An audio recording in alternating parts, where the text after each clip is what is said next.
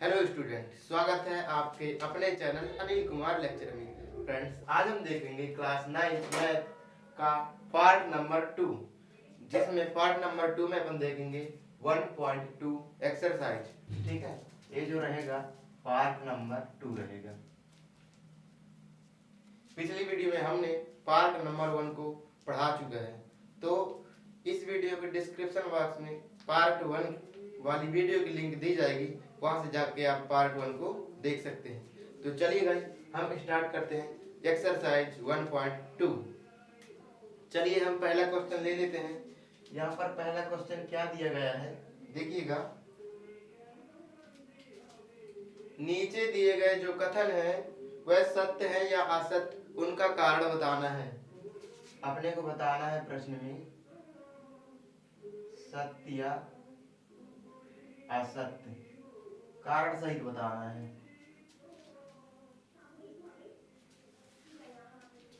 जो प्रश्न दिए जाएंगे उसमें बताना है सत्य या असत्य, कारण सहित अपने को आंसर देना है। तो देखिए, पहला प्रश्न अपने को दिया गया है। पहला प्रश्न देखिए क्या दिया गया है। संख्या रेखा का प्रत्येक बिंदु √m के रूप का होता है। क्या बोला गया है?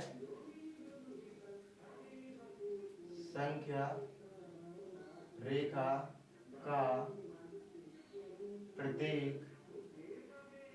बिंदु √m के रूप का होता है।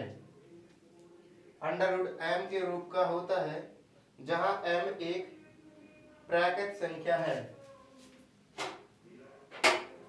m = क्या है? n। ठीक है, जहां m एक प्राकृत संख्या है। यहाँ पर प्रश्न को समझिएगा। प्रश्न क्या बोला गया है कि संख्या रेखा का प्रत्येक बिंदु √m के रूप में होता है। संख्या रेखा में सबसे पहले देखिए संख्या रेखा होती क्या चीज है। तो संख्या रेखा कुछ इस प्रकार की होती है और इसमें विभिन्न प्रकार के बिंदु होते हैं। मान लीजिए -∞ से आता है और -7, -6, -5 इस प्रकार जाता है, -4, -3, -2, -1, 0, 1, 2, 3, 4, 5 ऐसे डैश डैश करके अनंत तक जाता है। ठीक है, तो क्या बोला गया है कि जो इस संख्या रेखा पर जो प्रत्येक बिंदु है, मतलब जो सभी बिंदु हैं, वह √m के रूप में होते हैं। यहाँ पर m = प्राकृत संख्या बोला गया है। तो मान लीजिए अपन प्राकृत संख्या 2 को लेते हैं।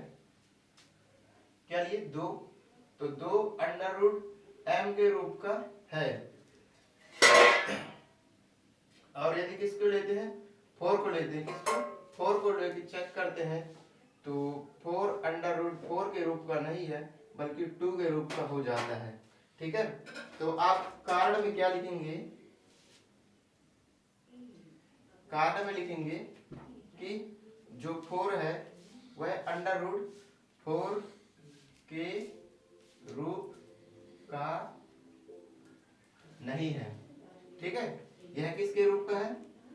यह 2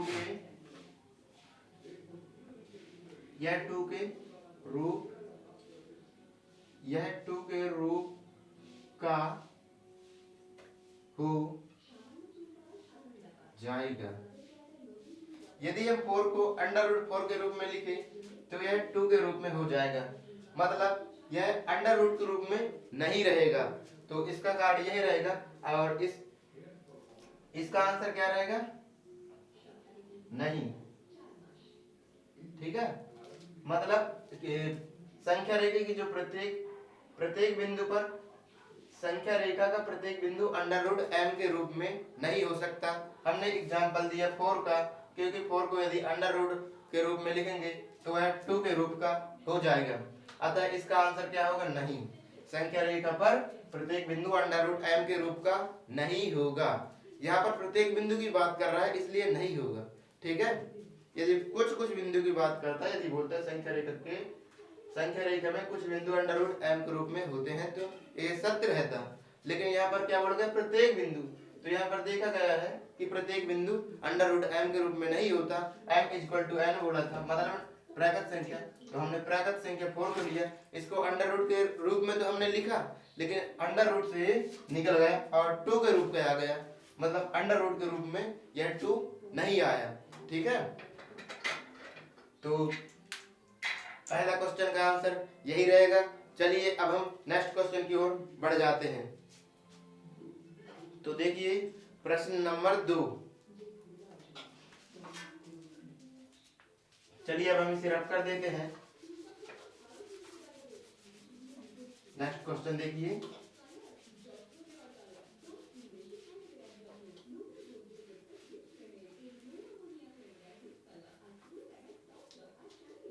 नेक्स्ट क्वेश्चन क्या है, प्रत्येक अपरिमेय संख्या एक वास्तविक संख्या होती है। क्या बोला गया है, प्रत्येक अपरिमेय संख्या एक वास्तविक संख्या होती है। ठीक है, क्या बोला गया, प्रत्येक अपरिमेय संख्या एक वास्तविक संख्या होती है। तो देखेंगे अपरिमेय संख्या क्या होती है। अपरिमेय, सबसे पहले समझ लीजिए अपरिमेय संख्या होती क्या चीज है। अपरिमेय संख्या वह संख्या जिसे p बटे q के फॉर्म में नहीं लिखा जा सकता। ठीक है, मतलब अंडर रूट की जो सभी संख्या होंगी उसे परिमेय संख्या कहते हैं। मतलब under root 3, under root 5, under root 7, ये अपरिमेय संख्या। ठीक है, और वास्तविक संख्या क्या है, परिमेय और अपरिमेय संख्या का संग्रह। परिमेय और अपरिमेय संख्याओं का संग्रह है। ठीक है, अपरिमेय संख्या क्या है, अंडर रूट की जो संख्या होती है वह अपरिमेय संख्या होती है, और वास्तविक संख्या परिमेय और अपरिमेय संख्याओं का संग्रह। तो जो अपरिमेय संख्या होंगी वह वास्तविक संख्या होती है।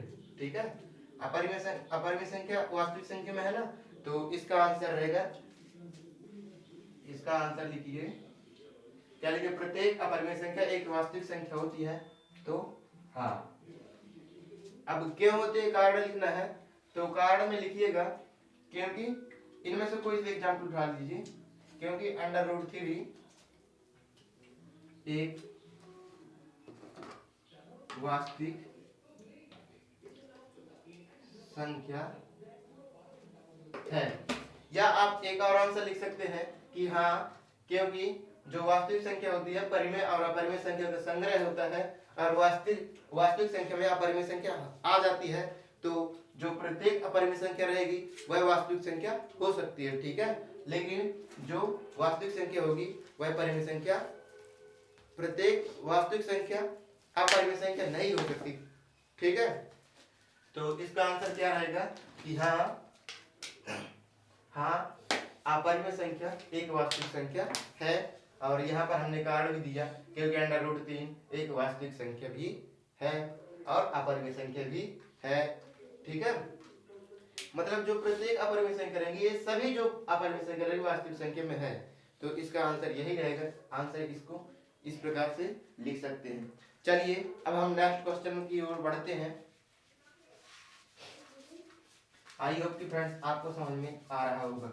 अभी तक आपने हमारा यदि पार्ट 1 नहीं देखा है तो वीडियो के डिस्क्रिप्शन बॉक्स में प्रथम वीडियो की लिंक दी गई है, वहां से जाकर के आप उस वीडियो को देख सकते हैं। तो देखिए friends, question number 3। Question number 3 क्या क्या क्या बोल रहा है, प्रत्येक वास्तविक संख्या एक अपरिमेय संख्या होती है। जस्ट उसी का अपोजिट बोल रहा है। देखिए क्या बोलेगा, प्रत्येक वास्तविक संख्या एक अपरिमेय संख्या होती है। प्रत्येक वास्तविक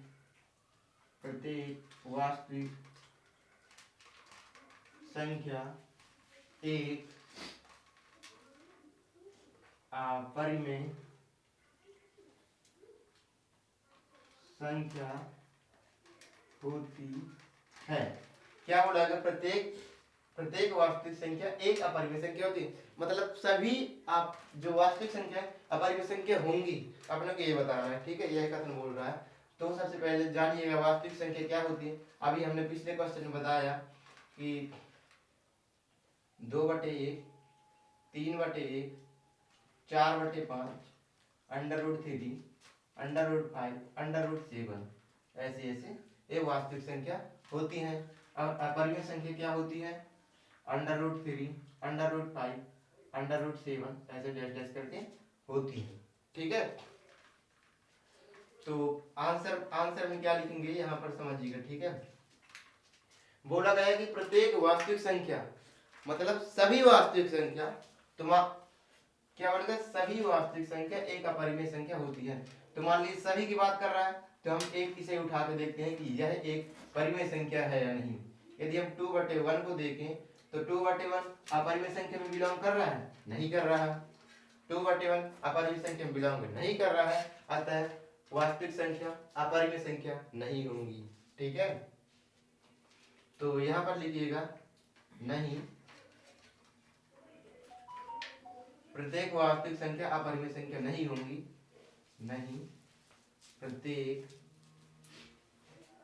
वास्तविक संख्या अपरिमेय संख्या नहीं होंगी क्योंकि 2/1 बिलोंग नहीं करता है अपरिमेय संख्या में। किसमें? अपरिमेय संख्या में। ये है बिलोंग नहीं करता है का चिन्ह, मतलब 2/1 इसमें नहीं है अपरिमेय संख्या में। तो इसका आंसर यह रहेगा कि प्रत्येक वास्तविक संख्या अपरिमेय संख्या नहीं होगी क्योंकि 2/1 अपरिमेय संख्या में बिलोंग नहीं कर रहा है। तो फ्रेंड्स अपना प्रश्न नंबर 1 पूरी तरह से कंप्लीट हुआ। अब हम देखते हैं प्रश्न नंबर 2। चलिए हम प्रश्न नंबर 2 स्टार्ट कर देते हैं।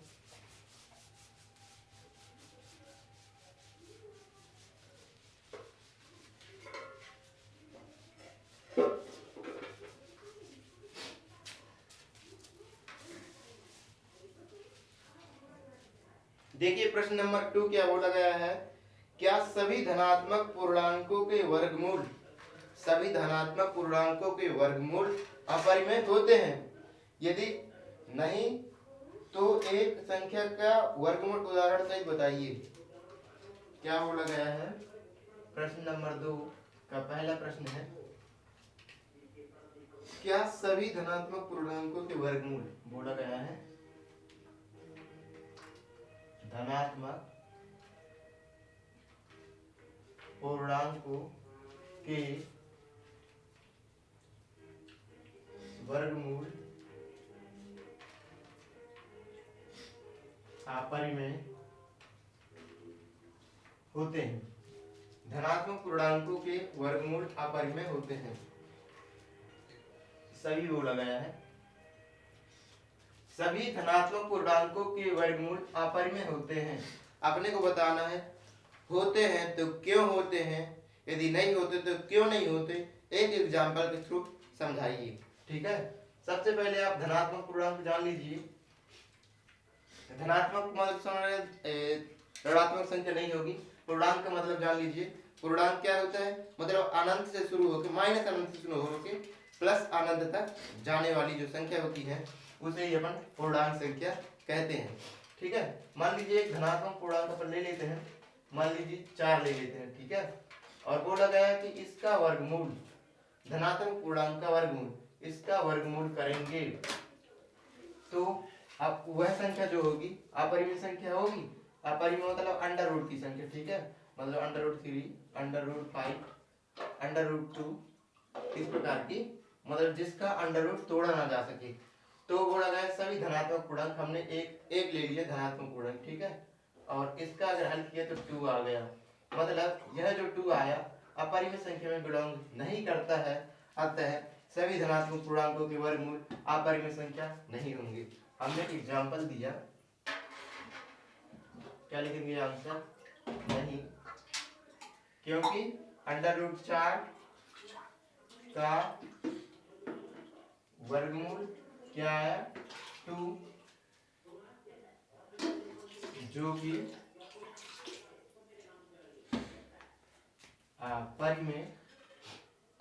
परिमेय संख्या में नहीं है, ठीक है, जो कि अपरिमेय संख्या में नहीं है।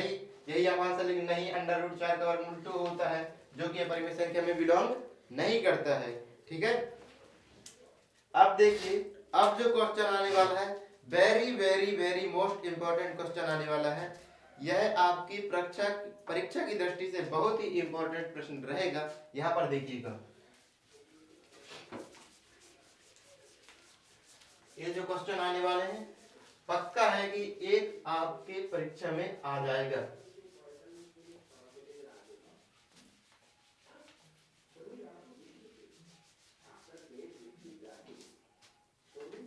अपने को निरूपित करना है संख्या रेखा में। देखिए प्रश्न दिया गया है, संख्या रेखा में √2 को निरूपित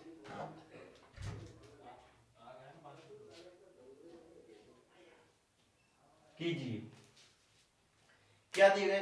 संख्या रेखा में √2 को निरूपित कीजिए। अभी हमने आपको संख्या रेखा बताया कि कैसे होती है, अभी फिर से बता देंगे, ठीक है। तो देखिए, संख्या रेखा में निरूपित करने के लिए जो भी कोई अपरिमेय संख्या दी होगी, यानी एक अपरिमेय संख्या है, ठीक है, तो उसे हम सबसे पहले एक पूर्ण वर्ग में तोड़ेंगे, ठीक है। मान लीजिए कैसे पूर्ण वर्ग में तोड़ते हैं, यहाँ पर देख लीजिएगा। जैसे 2 को तोड़ेंगे किसमें, 1 एक पूर्ण वर्ग है, 1 + 1 में। 3 को किसमें तोड़ेंगे, 1 + 1 + 1, या तोड़ेंगे 2 + 1, क्योंकि 2 भी एक पूर्ण वर्ग है, ठीक है।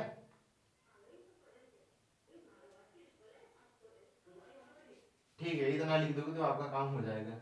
और 4 को तोड़ेंगे 1 + 1 + 1 + 1, ठीक है फ्रेंड्स। इस प्रकार मतलब एक पूर्ण वर्ग में इन्हें तोड़ देंगे। 5 को किसमें तोड़ेंगे, 1 + 1 + 1 + 3 2 5, ठीक है। यह पूर्ण वर्ग के रूप में होगा 4 + 1, जो कि 4 एक पूर्ण वर्ग है, 2 पूर्ण वर्ग नहीं था, ठीक है। 2 एक अपरिमेय संख्या था। तो अब देखिए, इन्हें पूर्ण वर्ग के रूप में तो लिखा। अब जो ये पूर्ण वर्ग होंगी संख्या रेखा में जब भी निरूपित करेंगे, तो जो 1 रहेगा, मतलब यह 90 डिग्री का एंगल बनाएगा, ठीक है। और जो ये वाला भी 1 रहेगा, 90 डिग्री के एंगल बनाएंगे, मतलब ये जो सभी रहेंगे 90 डिग्री का एंगल बनाएंगे। सबसे पहले संख्या रेखा में निरूपित करने के लिए क्या करेंगे, उन्हें पूर्ण वर्ग में तोड़ेंगे, और फिर आगे का प्रोसेस देखिए क्या करते हैं। सबसे पहले अपनी प्रोसेस रहेगी कि उसे पूर्ण वर्ग में तोड़ देना। तो हमने पूर्ण वर्ग में तोड़ना सबसे पहले आपको बताया।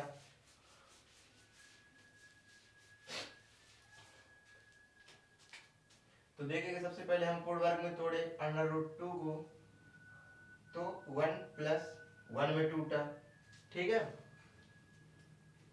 और इसे हम पाइथागोरस थ्योरम से करेंगे, किससे, पाइथागोरस प्रमेय से हल करेंगे, ठीक है।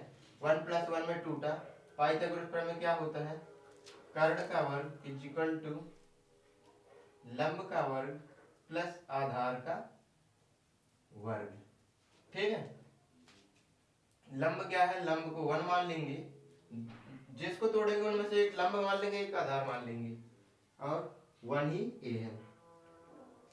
और यहाँ पर लिखिए कर्ण का वर्ग, ठीक है। अब क्या करेंगे, 1 का स्क्वायर 1, 1 का स्क्वायर 1। अब क्या होगा आगे देखिए, कर्ण का वर्ग =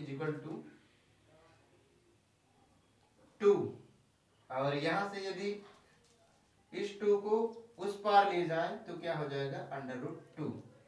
मतलब यह जो √2 है वह कर्ण की वैल्यू है। किसकी वैल्यू है, कर्ण की वैल्यू, ठीक है।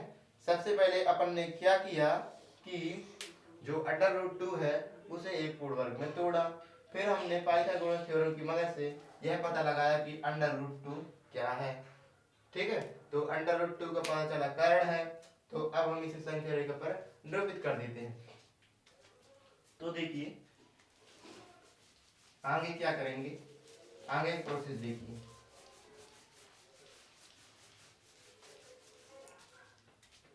अब बनाएंगे हम एक संख्या रेखा।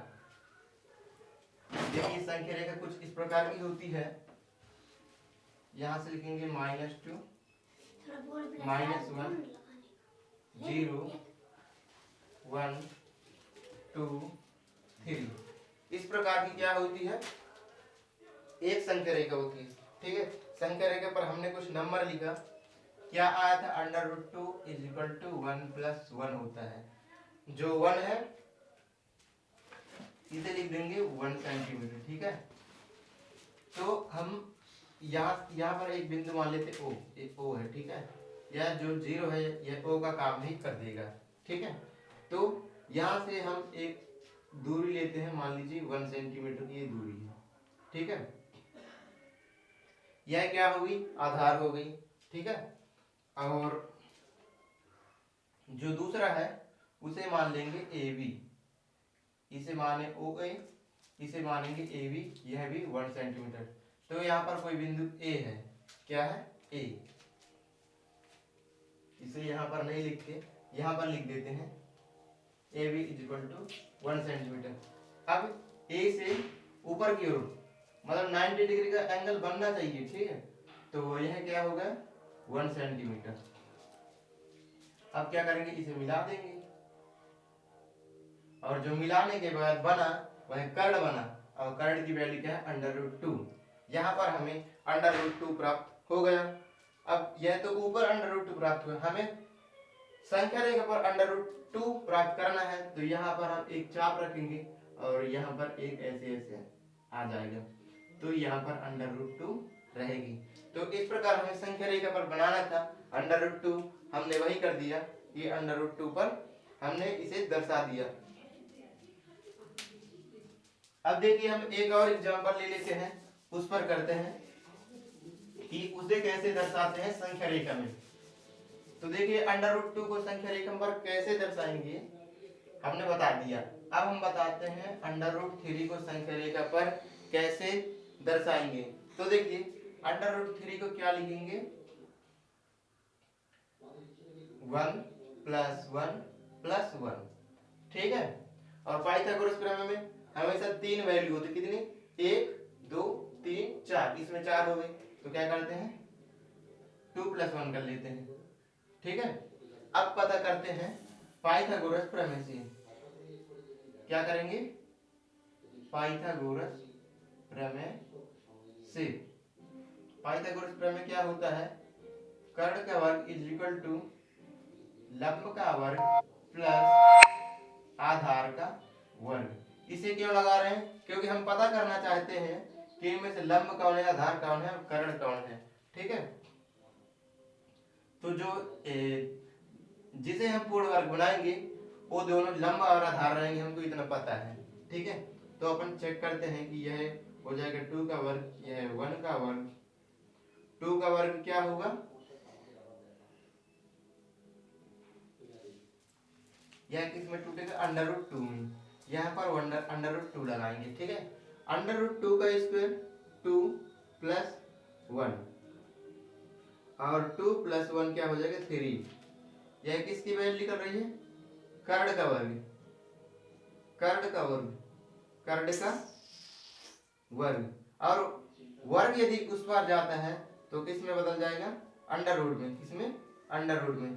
तो जो कर्ण है वह √3 है। ठीक है, अब हम इसे संख्या रेखा मान लीजिए यहाँ पर बनाते। ठीक है, इस बार हम रफ नहीं करते, यहाँ पर एक संख्या रेखा बनाते हैं जो क्या है -3 -2 -1 0 1 2 3। ठीक है फ्रेंड्स, आपको इतना चीज समझ में आया होगा, थोड़ी अच्छे से बना देते हैं संख्या रेखा।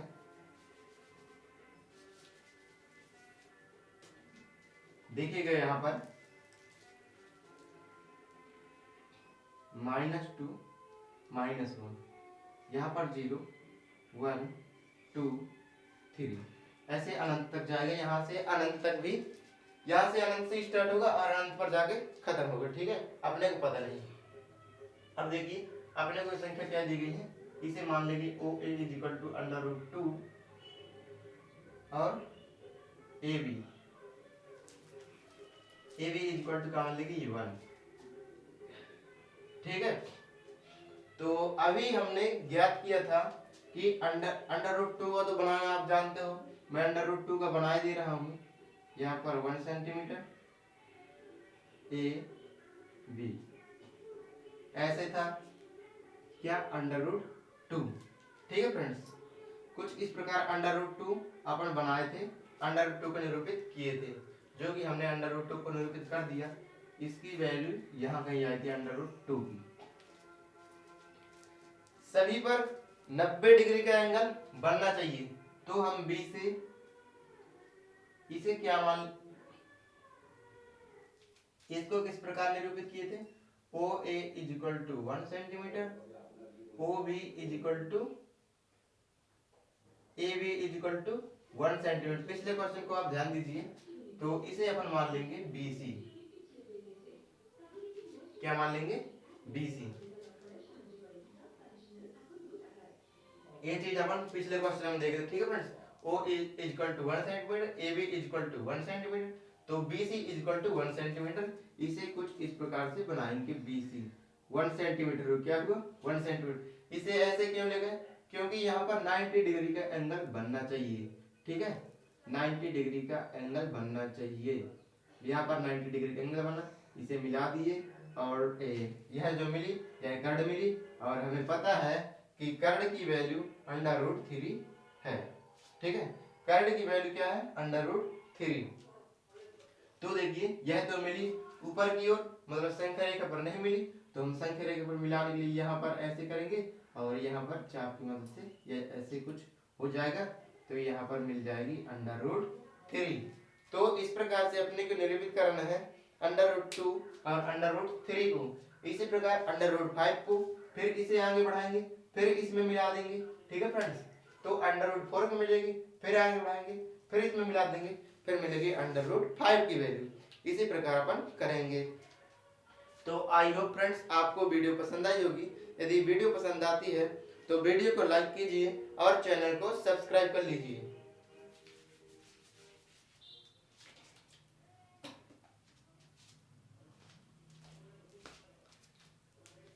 Thanks for watching my video friends. Thank you.